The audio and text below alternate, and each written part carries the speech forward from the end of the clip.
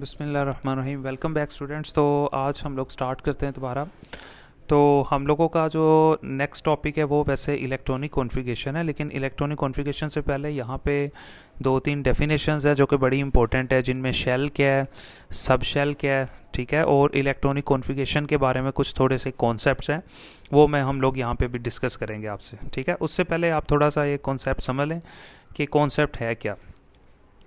देखिए, सबसे पहले आप लोगों को, जैसा कि मैंने आगे भी बताया था, कि हम लोगों को ये तो बहुत अच्छे से पता है कि एटम क्या है। ठीक है, सबसे पहले हमें बड़े अच्छे से पता है जी, एटम के दरमियान में न्यूक्लियस आता है। ठीक हो गया। न्यूक्लियस के अंदर जी दो चीज़ें होती है, प्रोटॉन जिसको हम लोग जेड से रिप्रेजेंट करते हैं, वो ऊपर होते हैं, और इसके अलावा न्यूट्रॉन जो कि नीचे होते हैं। फिर हम बात कर लेते हैं न्यूक्लियस के बाहर सबसे पहले एक शेल होता है, ये वाला। ठीक है, इस शेल को मैंने आपको कई नाम दिए थे। इस शेल को शेल भी कहते हैं, इस शेल को ऑर्बिट भी कहते हैं, इस शेल को मदार भी कहते हैं, इस शेल को एनर्जी लेवल्स भी कहते हैं, प्रीवियस हमने पढ़ा।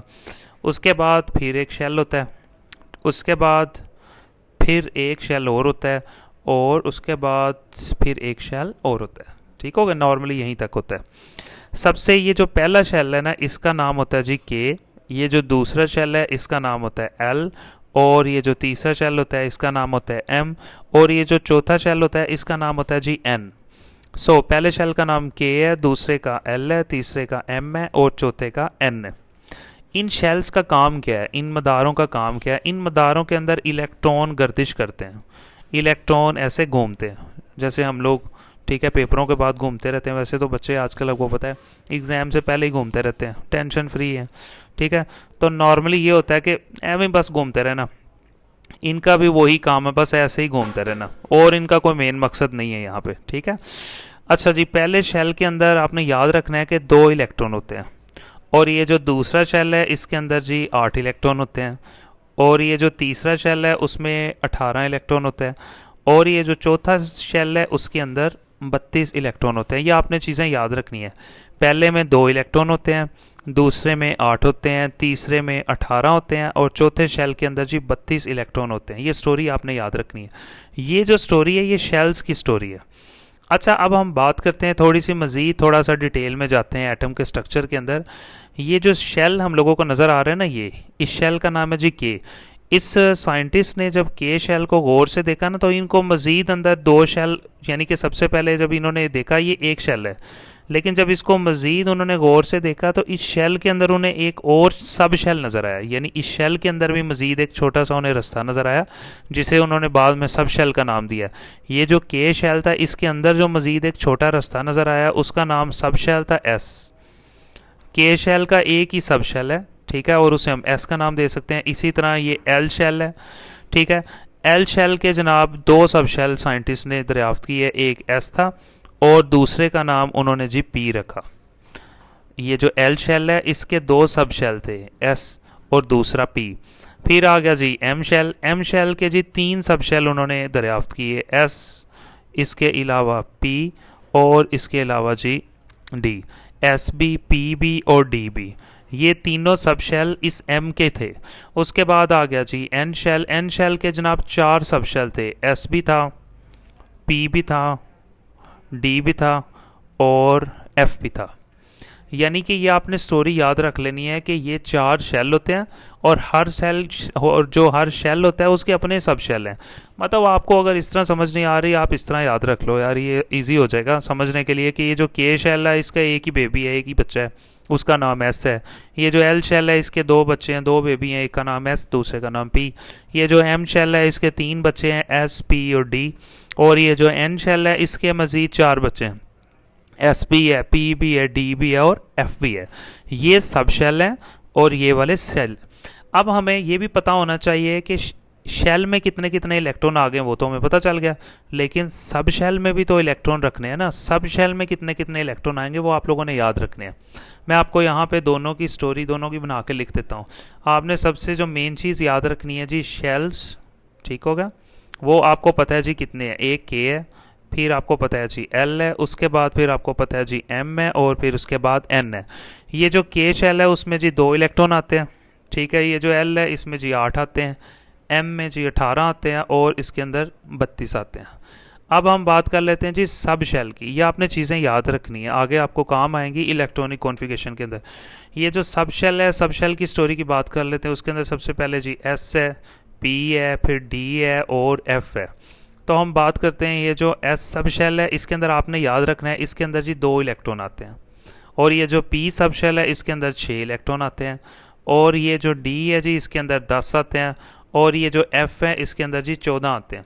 तो अगर आप ये डिफरेंस देखें तो 4 4 का डिफरेंस आ रहा है। 2 में 4 जमा किए 6, 6 में 4 जमा किए 10, 10 में 4 जमा किए तो 14 आ गए।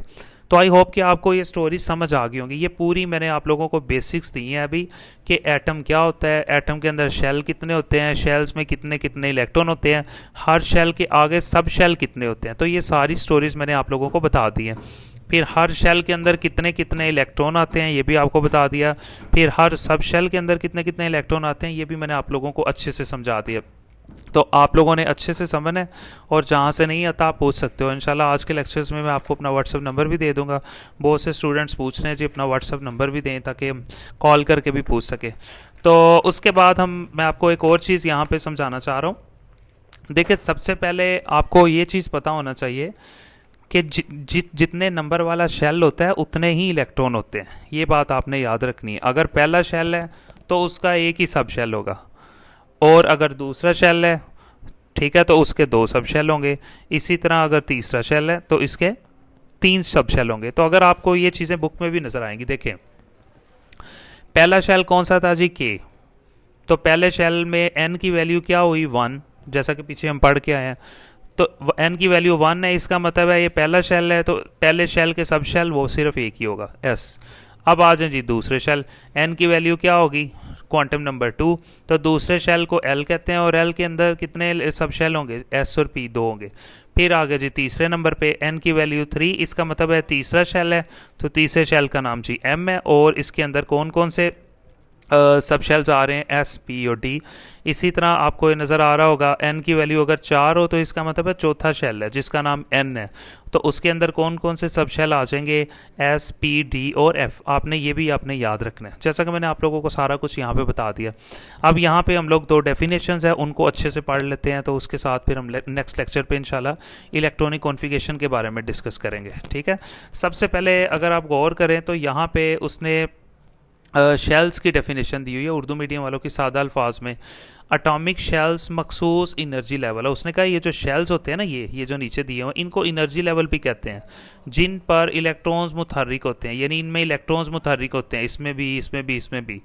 शेल्स को न्यूक्लियस के गिर्द, ये शेल्स हैं और ये न्यूक्लियस है, न्यूक्लियस के गिर्द शेल्स को वो कहता है दायरों से जाहिर किया जाता है। ये देखें ना, ये न्यूक्लियस है और इसके इर्द गिर्द दायरों की शक्ल में शेल्स को जाहिर किया जा रहा है, और इन्हें मरकज़ से बाहर की जानब गिना जाता है। ये मरकज़ था, तो अब इधर से मैंने गिनना शुरू करना है, 1 2 3 4, इस तरह से जी गिना जाता है। यहाँ तक डेफिनेशन हो जाएगी जी शेल की। उसके बाद अब हम बात कर लेते हैं जी सब शेल की, जो कि मैंने आप लोगों को आगे भी बताया।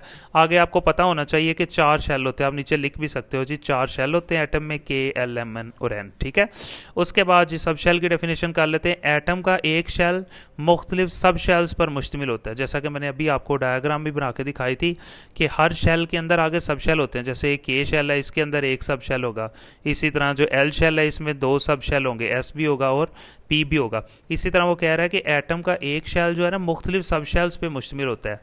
हर सब शेल को अंग्रेजी के छोटे हरूफ से हम लोग जाहिर करते हैं, पता है ना, सब शेल्स को हम लोग एस, पी और डी, एफ से जाहिर करते हैं। ठीक हो गया, तो यहाँ तक ये सिंपल आप लिख। फिर आखिर में उसने ये आपको बात बताई है कि किसी शेल में सब शेल की तादाद n की वैल्यू के बराबर होती है। इस लाइन का मतलब वही है जो मैंने अभी आपको टेबल में बताया कि कितने सब शेल होंगे एक शेल के अंदर, ये डिपेंड करेगा n की वैल्यू के ऊपर।